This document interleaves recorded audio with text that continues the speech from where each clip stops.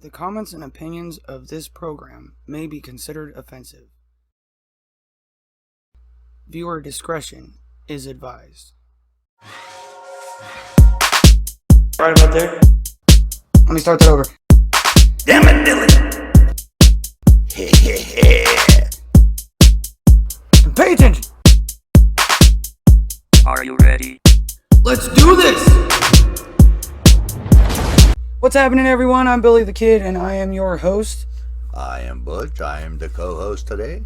for Uncommon Sense, the channel where we bring to you our uncommon societal, political, and philosophical opinions in hopes of sparking wonderful conversations. Yes, because it's not all about one side. It's not always heads or tails. It's not black or white, it's No. black and white. Exactly. Hence the yin-yang. Yes, I love the yin yang. I got the yin yang on my shoulder. Right? Yeah, just because I know of its philosophical and beliefs. Yeah. So So I apologize today we don't have a video for Butch. I think that's for the best part Right. for all you guys out there. This way here, I don't break your screen. You broke your my screen. phones. Yeah, we were having technical difficulties with the camera situation, and I finally said, I give up. So today we're going to talk about generational gaps. Yes. Yeah. Not just between us, but generations in a whole. From baby boomer, Gen X, all the way up to Gen Z, and now Gen Alpha. Baby boomers were roughly from the time of 1940 to 1959. Yep. They were post-war. In their context, they are post-war, World War II. And then we have our Gen X, 1960 to 1979, Which is your generation. which is my generation. Then we have Gen Y, or also known as the Millennials. Now, Millennials range from 1980 to 1994. Lo and behold, I'm a millennial. Go figure. Kill me now. Yeah, your father would be a baby boomer. Yes, my dad is a baby boomer. Yes. In his 70s. Yeah, I was a Gen X. I was in my 50s. Mm-hmm. And I noticed things were... I'll be 36 this year. Believe it or not. Alright, so let's compare the differences between my generation and your generation to start out with, because we have the personal experience of those. Right. Well, one of the things I remember as a child growing up in the 70s was everyone getting so excited over the bicentennial. 200 years America. Mm-hmm. That's for the longest time. America was the youngest country in the world. Yes. And usually Russia, China, and the United States Mm-hmm. that are considered the top three.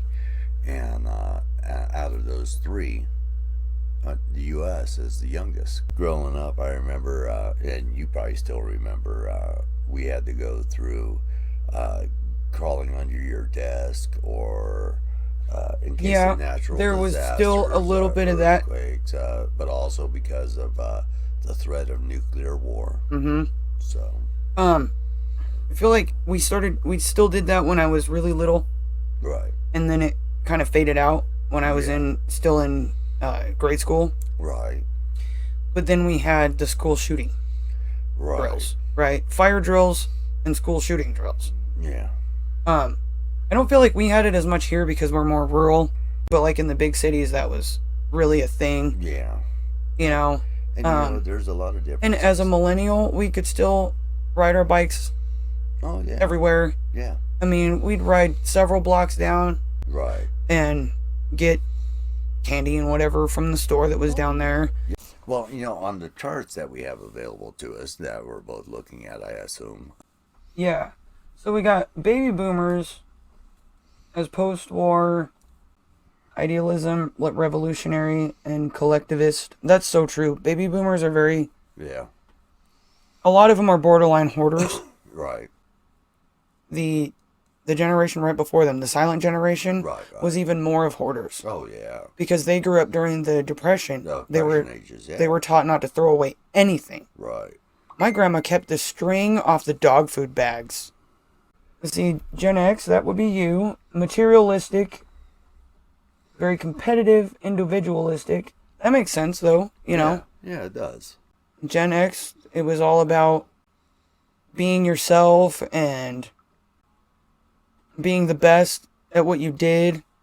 I can see the materialistic too. I think that's when a lot of the name brand stuff became really popular during your generation. Yeah. And things like that. Adidas, Nike, all that became, name brand stuff. Yeah.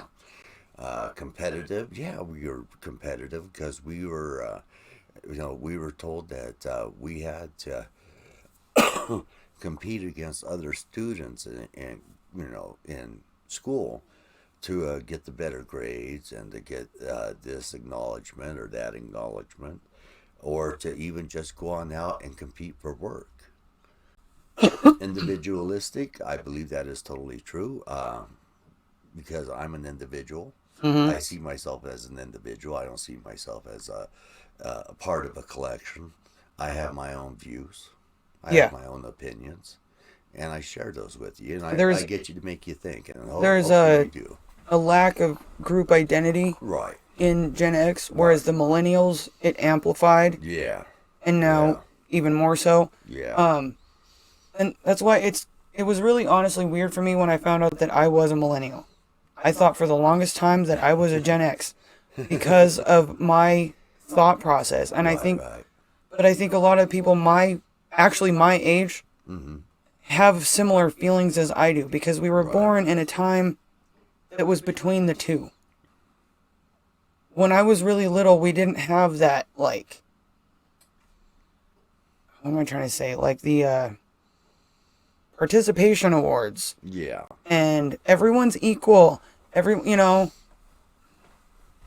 That type of stuff. There also wasn't so much paranoia when I was really little. Right.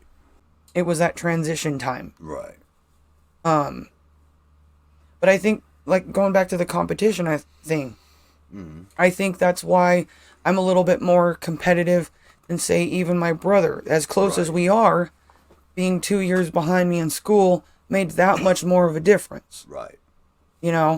And then you go on a little bit more, and you get it even more. Right. And there's this softening of, especially with boys, the softening of their masculinity, and even with girls, though, there's a softening of competition and everything else. Yeah. And it creates this soft mentality.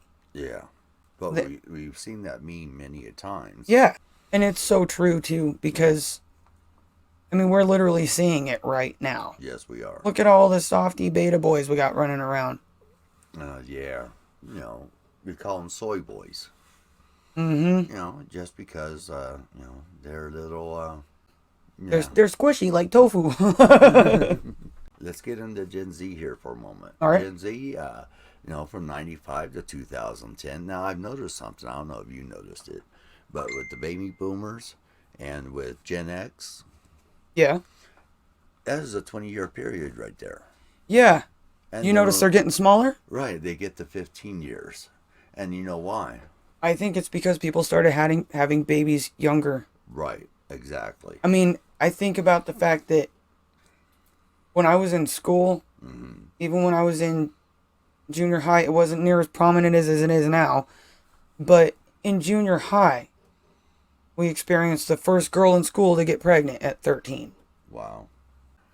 And I feel like right about that point is when it really started changing.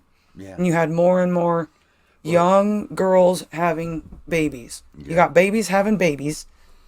And now... And then they started a reality show called 16 and Pregnant. Let's just encourage it, shall we? Yeah. No, let's not. Please, let's not. Gotta love the freaking Hollywood propaganda. Yeah. So in millennials, you're already softening everybody. And then Gen Z, you still have some of that, but then you're also adding like all the social media. And yeah, that's in there. Okay. And there's more of this, like it says here on the list, undefined ID. They don't identify with anything. They're They and could be one thing one moment, another thing the next. and that's what we're seeing a lot, like with this this non-binary stuff. Right. Which it's also kind of interesting though, that this whole thing, because on one hand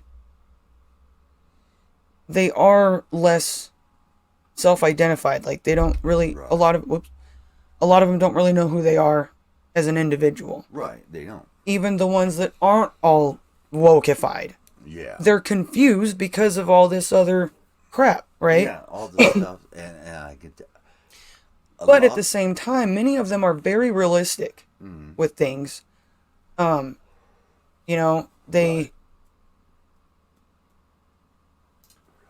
they kind of perceive reality a little bit differently than we do. Yes.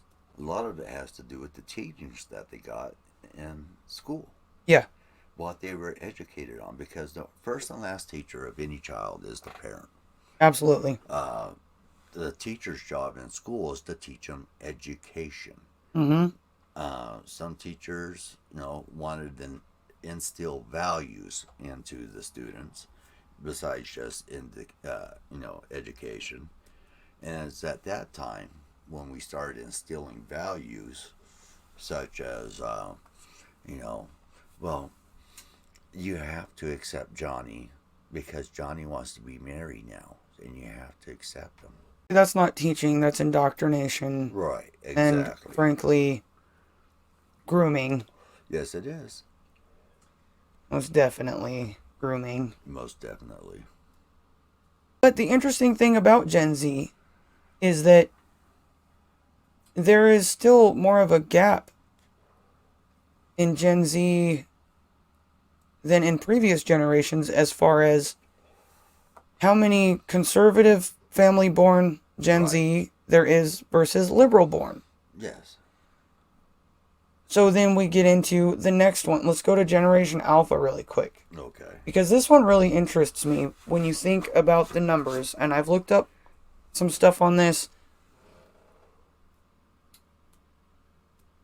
Conservatives, on average, are having 41% more children than liberals.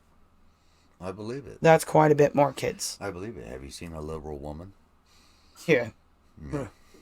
No. I'll No, thank you. give you an example. Bette Midler. They all kind of have that same vibe about them, to be honest. Right. However, the ones that do have a partner, their partner is soft. Their Yes. partner is a soy boy, feminist, male feminist, Right.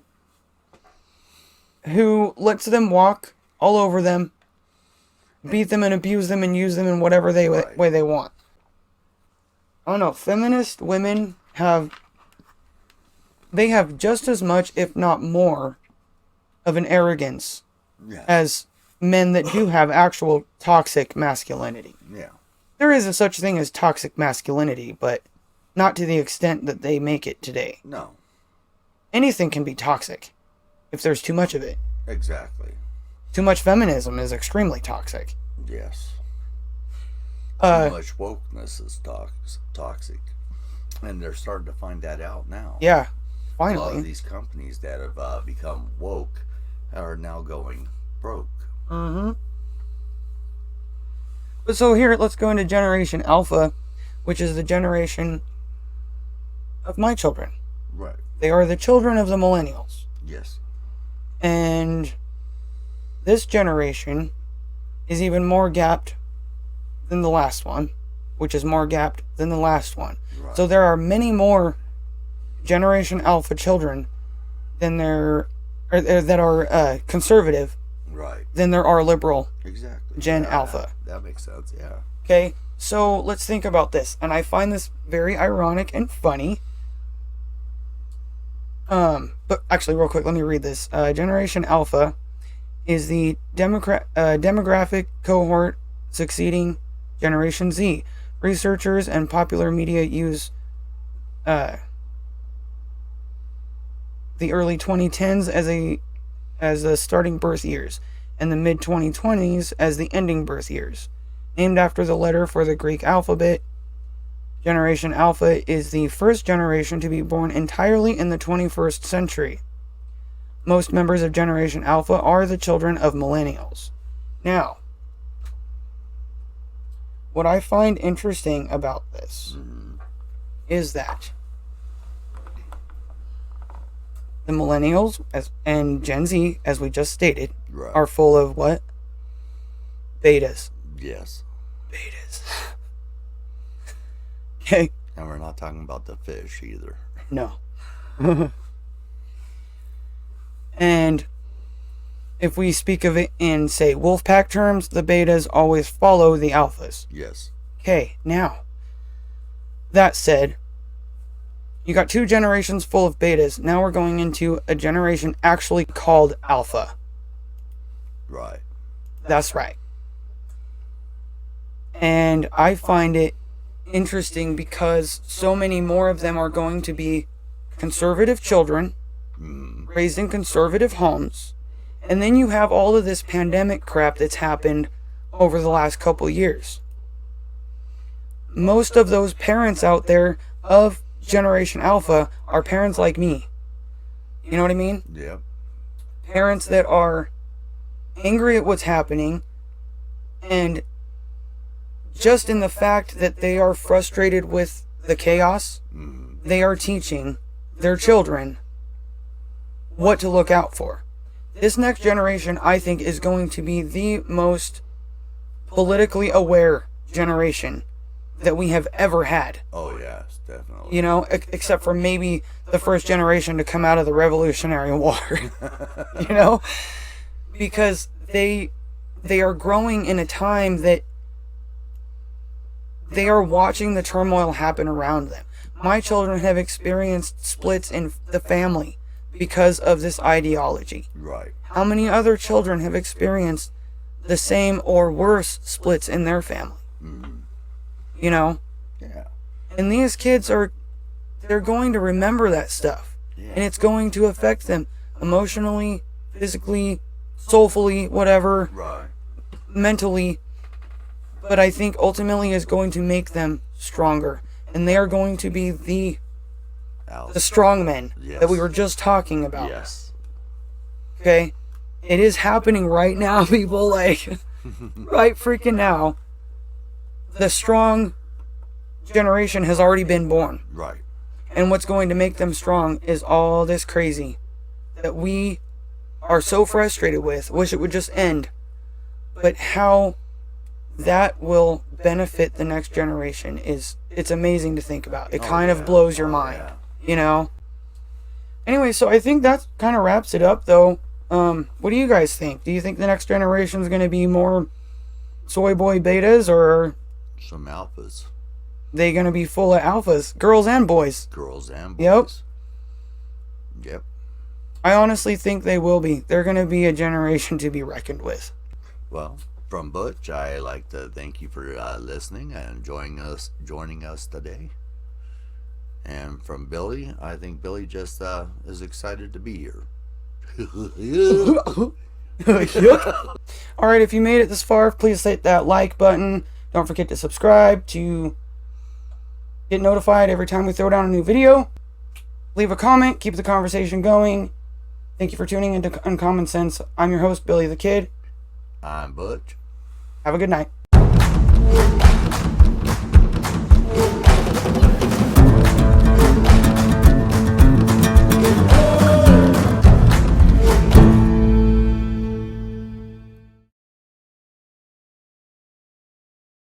Yeah. Oh man, I missed the deli shop that was down there. So much better than Subway. Oh my gosh, dude, those sandwiches were to die for. Here, hold my beer. Whoa. Wow. Good complexion and shit, yeah. Get over yourself, Billy. Okay.